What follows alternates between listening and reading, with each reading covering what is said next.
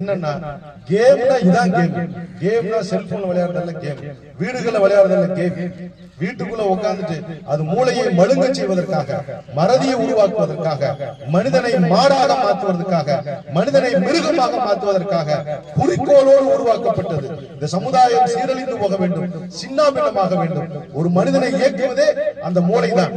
அந்த மூளையே நாசமாக்கி விட்டால் அந்த மனிதனே நாசமாகி விடுவான் என்பதற்காக ஒரு சமூக கேட்டை உருவாக்கி இருக்குது அந்த கேம் அப்படிங்கிறது.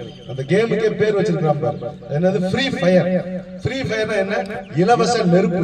இலவச நெருப்பு எங்க கிடைக்கும்? நரகத்துல தான் கிடைக்கும். அல்லாஹ் தஆலா திருக்குர்ஆன்ல 74வது சூரால அல் முத்தஸிர்ல 40வது வசனத்துல அல்லாஹ் என்ன சொல்றான்னா, நரகவாதிகளை பத்தி சொல்றாங்க. இது ரொம்ப முக்கியமா நீங்க நோட் பண்ண வேண்டியது. நரகவாதிகள் யார்?